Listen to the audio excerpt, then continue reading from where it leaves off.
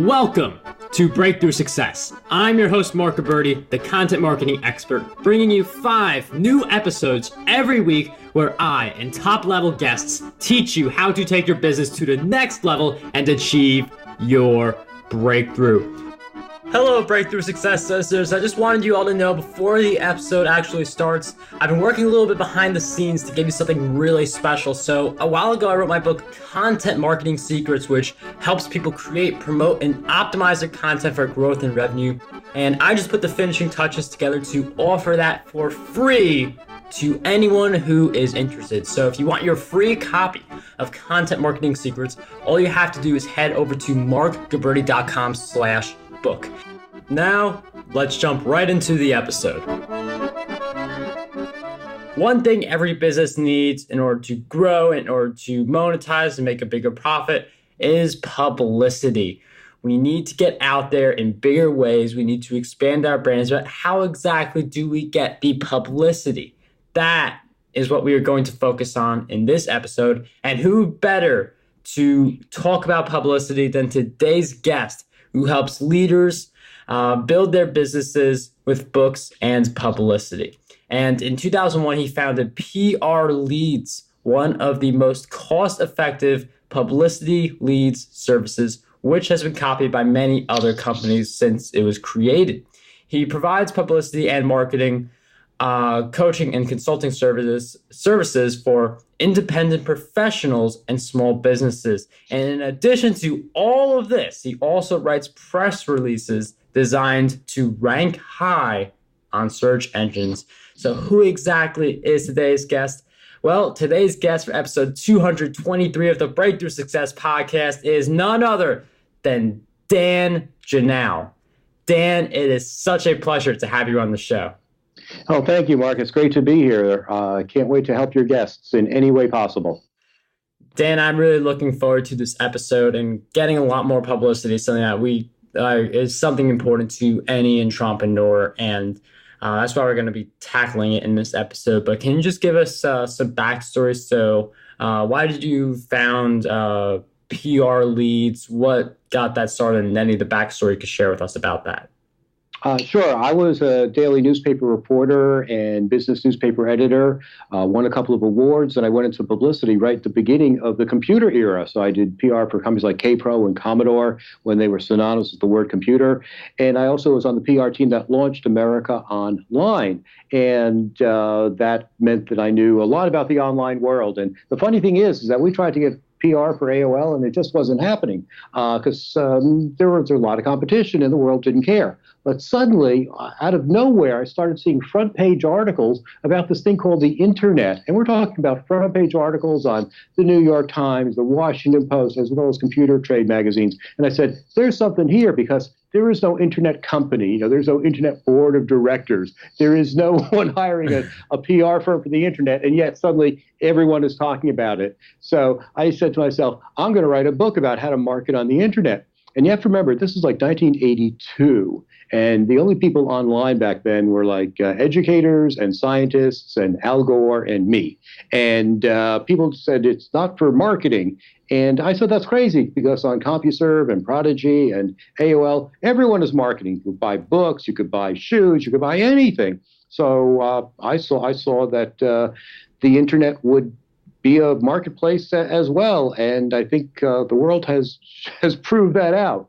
So long story short, the writing that book got me a lot of publicity. It led to speaking engagements literally around the world, from Beijing to Budapest. It led to a lot of clients. And I started talking about how to basically disrupt the PR industry, because everything was going online. And there was a service where we could actually match reporters with experts who needed each other. Reporters writing stories, they need to quote experts. Experts can't live in their ivory tower. They need to get the word out. They need reporters. We created this service that basically put them all together. It was called PR Leads.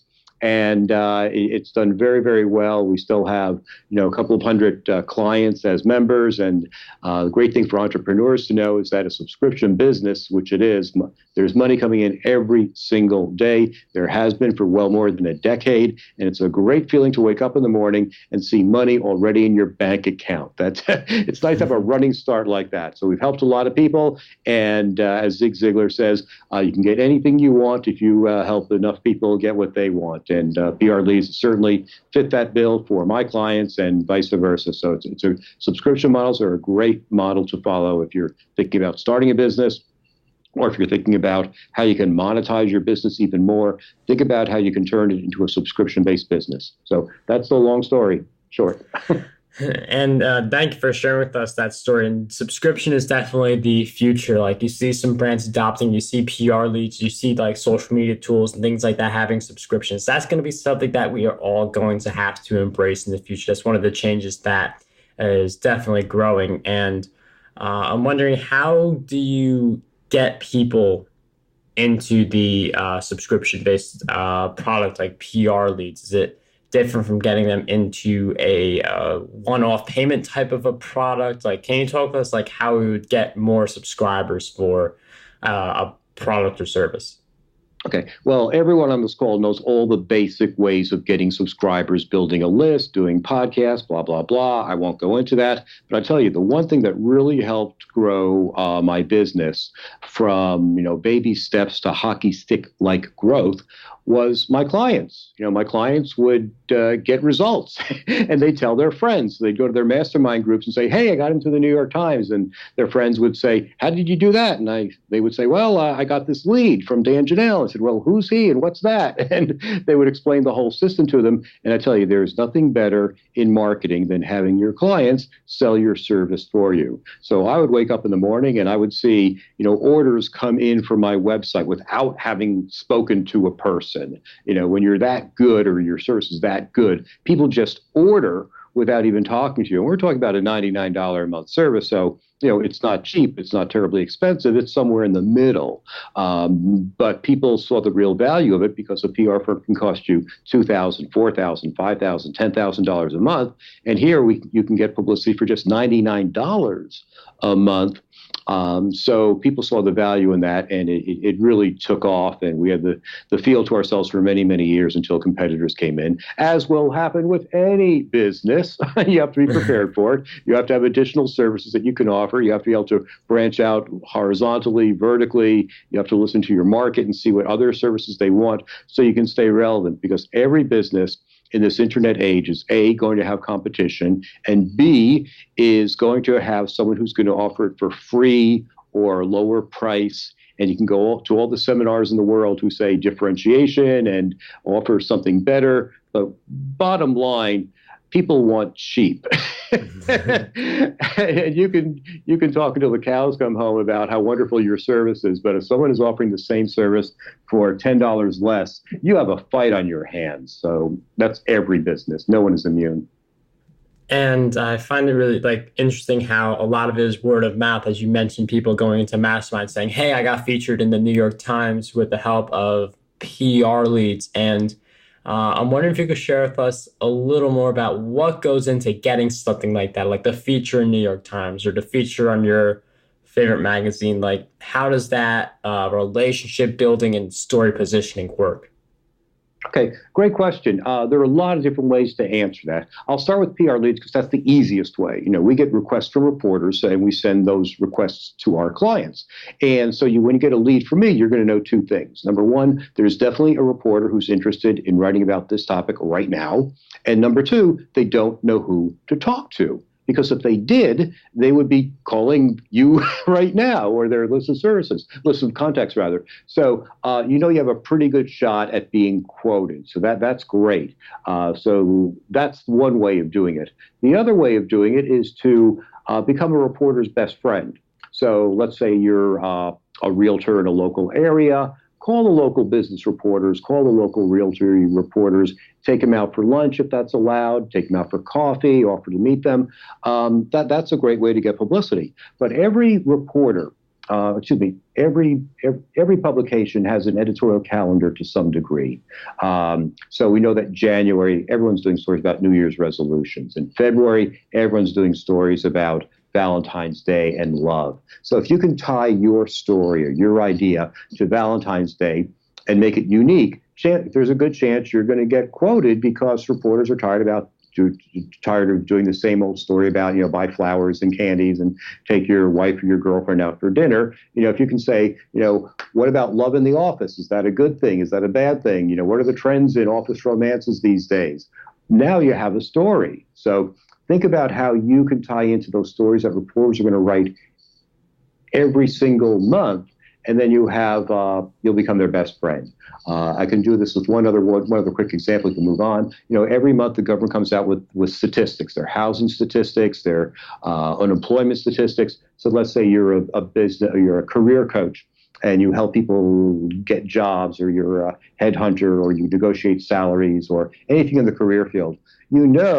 That one day a month, that local reporter in your town is going to be dying for some new angle to talk about these job statistics. And if you call them a couple of weeks in advance and let them know how helpful you can be, they will remember that, because reporters are always looking for someone new to interview who has something interesting or different to say. So remember, if you want to get publicity, you have to look at it from the reporter's point of view, and that is that they don't care anything about you. They care about writing a story that their readers want to read. And in today's world, the online world, they want stories that people are going to click and share. So you really have to get into the mind of the reporter to think about what's in it for them.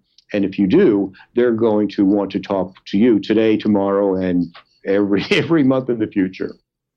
I really like the idea of building the relationships with reporters and thinking of creative ways to do that. And that editorial calendar is just like every new year you get the New Year's articles, and seeing trends like that can really help you position yourself in a better way if you take that in a more creative angle, as Dan shared with us. But one of the things that some people want to do is some people want to become the reporter. Some people want to one big thing for me is being a columnist for Inc. magazine. Other people may see themselves writing for Fast Company, or see themselves going for a spot in the New York Times or something like that. So do you have any advice on going from finding reporters to get your story on these big platforms to actually becoming the reporter, actually being the person who contributes content consistently to a big platform? Great question. There are a couple of different ways to answer that. And, the overall question, or the overall idea right now, is that everyone is a reporter and everyone is a publisher, because everyone can be a content producer like you. I mean, you're a maniac. You have 140 plus interviews. You write blog posts. You become an influencer. And then people start to notice, especially if you're in a vertical market. So think about where you want to play and where you can stand out and where you can play big. So in other words, if you want to write about political commentary, I'm sorry, all those spots are taken. You're really going to have to something interesting, different, and wonderful to say to knock off someone from Fox or MSNBC or CNN. So you really have to think about what you want to do in your life and where your market is, because the riches are in the niches.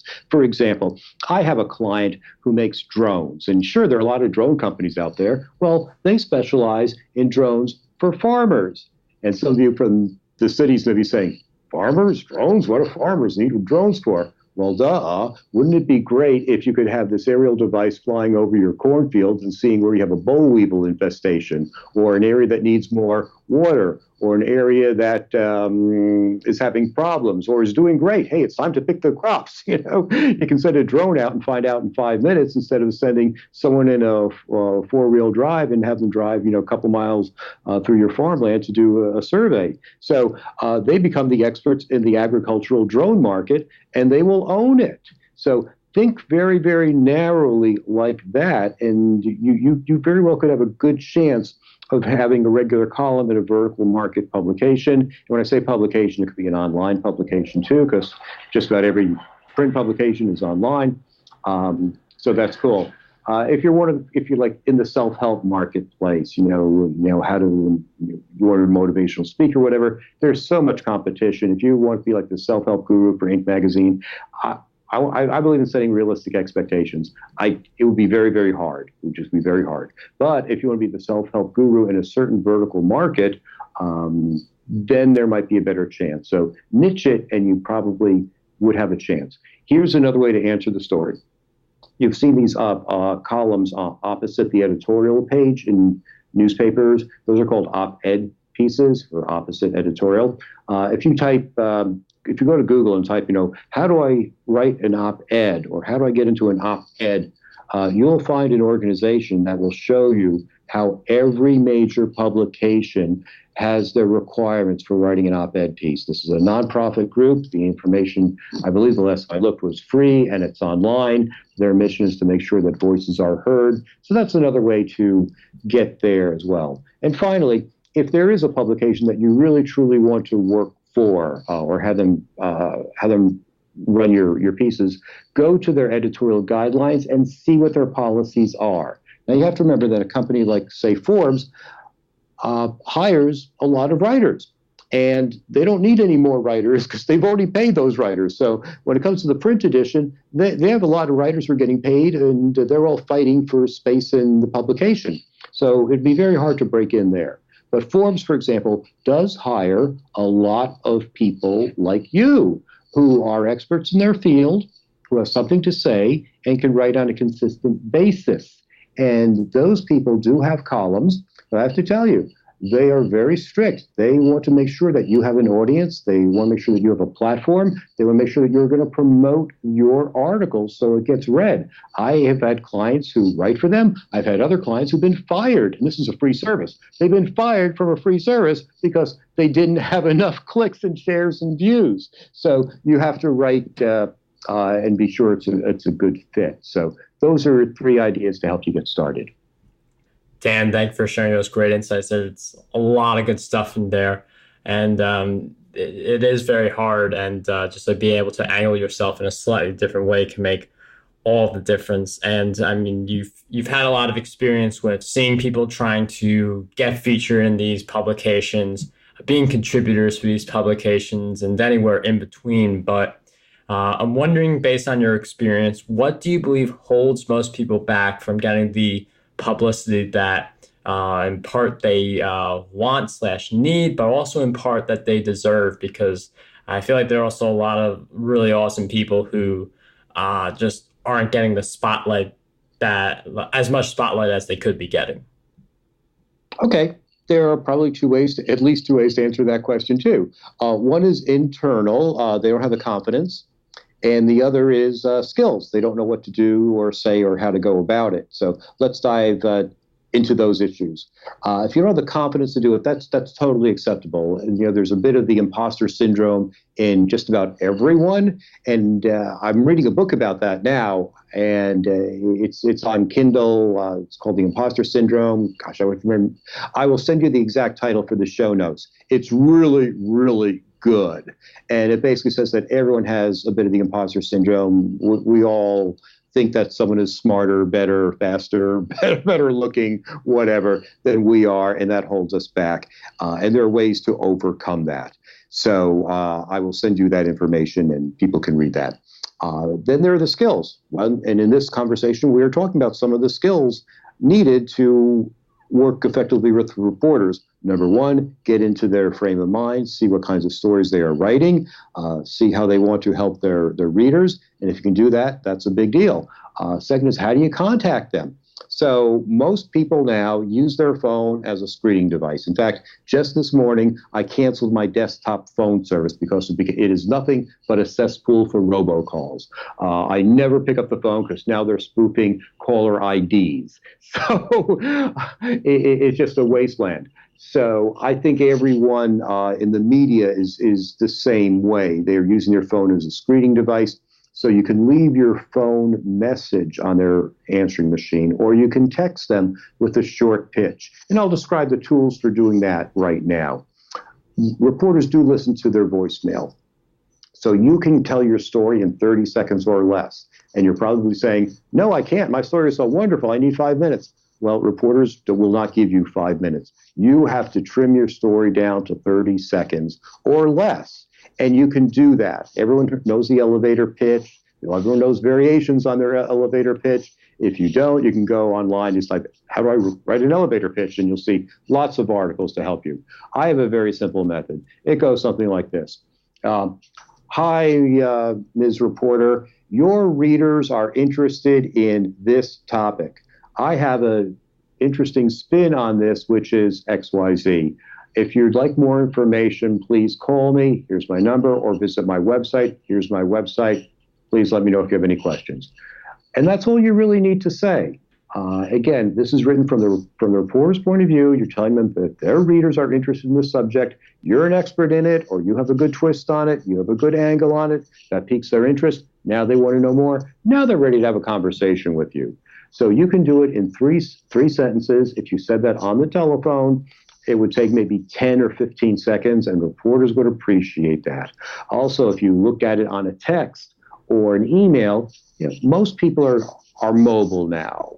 I still work on a desktop when I'm in my office, but I see so many people who are out reading messages on the train, in their cars. I wish they wouldn't do that in their cars, but they're reading it anyway. They're reading it at conferences when they're bored. So most messages, in fact, when I do Facebook ads and I see the statistics, most of the ads are read on a mobile device, which really blew my mind. So the world is really mobile now. Now, anything you send to a reporter on a mobile device is going to look long. So 3 sentences is fine. If you sent them 3 paragraphs, it would look like War and Peace. So think short, and you'll get better results. I tell my clients that the less they write, the more results they will have. Dan, thank you for sharing all that great advice. And I really agree about writing shorter emails. I have a rule where most of my emails are 5 sentences or less. And it's just easier to, like when you limit yourself to 5 sentences or less, you really get the important stuff out. And it's just the idea of being able to give the summarized version of yourself, that 30-second pitch, as you mentioned before, instead of 5 minutes. Because these reporters, they're getting a lot of queries, or you're not the only one by any means contacting that reporter or asking to be a contributor. So brevity is very important, as Dan mentioned. And one of the things that I want to ask you right now is, throughout any journey, there are going to be certain challenges along the way. And I'm wondering if you could share with us one big challenge that you came across on your journey to growing PR leads, and a powerful lesson you learned during that challenge. Sure. I sort of hinted at it earlier that every business eventually has competition, and we had competition too, and they charged a different rate because they were on the advertising model instead of a subscription model, and they did very, very well. So, hey, you can't be the only game in town. You need another option. You need more services. In the MBA circles, they call this the S curve. And imagine this S that starts at the bottom of the line and eventually goes up and curves around. Well, that's your growth pattern. You're starting at the bottom and you're inching along, and something clicks and you start to make more money and life is good. And then it hits a peak and then says, hey, gee, Dan's making money. Let's see how we can make money from that model. And you get competition, and you get price competition, you get competition on any number of levels, and you need something else. And at that point, that's where you launch your next product or service. And for me, I am helping people write books now. I can ghostwrite books for people. I can coach them when they write their books. I can give them advice as they're writing their books. And that's a lot of fun for me. And it still is related to publicity, because what is a better sales tool or piece of publicity than a book? You give a book to someone at a networking meeting, or you give the book to a prospect, and they think you're an expert. That builds your publicity. It builds your brand. So it's great to have something in the New York Times, the Wall Street Journal, or Inc. or Fast Company. That's certainly 5 stars. And right up there is your very own book with your name, because no one throws out a book. They may not read the whole book. Statistics show that people don't read entire books, but they'll put the book on their bookshelf, and one day they'll say, "Hey, it's time to sell our house. I think I have a book here from some realtor that I met at a networking coffee a couple of years ago. Where is it? Oh, there it is." And bingo, you now get a phone call and you have a client because your book acts as a silent salesperson. So you need to think about your next big thing, and it may not be as big as your thing right now, or the market may say, "Hey, this first thing was just preparing you for your next big thing." You never know. That's why it's a journey, and that's why it's exciting, and that's why it's an adventure. The silent salesman analogy is just absolutely incredible. That's something I'm going to remember for a while, because like when you look at a book, like, I mean, it makes sense. Like a lot of books, they promote some kind of service at the end. Some books promote other books written by the author. Like that is such a beautiful analogy for books, and actually perfectly segues into a question I really enjoy asking people, which is for actually book recommendations. So I'm wondering if you could share with us three books that you believe will have a positive impact on us. The three silent salesmen we should be reading. Okay. Wow. That's a question I was not prepared for. Well, I'm reading books about how to become a better writer. And I'm reading lots of books about how to read fiction better and use fiction techniques in nonfiction books so the books are more interesting. And I'm going to mess up on one book. Actually, let me go to my Audible. I have it right now. I'm listening to it as I walk every day. And it's called The Art of X-Ray Reading by Roy Peter Clark. And it's a wonderful book that dissects all the classic literature that we should have read but didn't read because we thought it would be too boring. And he makes it so exciting and so interesting. I can't wait to get those books. And I think there are going to be a lot of techniques in there that, hey, if you want to write a book, that's fine. But I think a lot of people on this call are certainly blogging. And there are many fiction techniques that you can use to make your articles and your blog posts better. So I would recommend that book for improving your writing. Let's see. I think anyone who wants to be a better writer will always benefit from reading any book. And I'm going to send you two books for your show notes because I'm drawing a blank right now in other recommendations. And I don't want to give you the same old stuff because I know that you have Tim Ferriss and you have Napoleon Hill and all those guys. And I have books that are just as good or better, and I'm just drawing a blank on it now, and I will make it up to you in the show notes. Dan, thank you for giving us that book recommendation. We look forward to receiving the other two, which will be in the show notes, marketready.com/E223. We will also throw Content Marketing Secrets, which is my book, in the show notes. Anyone who wants their copy can go to marketready.com/book. And before we wrap up this episode, Dan, I've asked you several questions throughout our time together, but what do you believe is one question that we need to be asking ourselves more often? I think people need to ask themselves, what is their ultimate goal and what is their ultimate purpose? And it's not just to make money, and it's not just to help people and all those wonderful things. It's when you're starting a business or thinking about your business, what is it that really brings you joy and makes you feel fulfilled? For me, I have a special gift. I was a newspaper editor, reporter. I know when people bury their leads. So when I read people's books, I can see that, oh, here's a story on chapter 3 that you buried. That's really your origin story. That should really be chapter 1. And the title of your book, that really doesn't reflect what you are saying. In chapter 5, you mentioned this term. This term is really what your title should be. And my clients see that and say, oh my gosh, you're right. I didn't know that.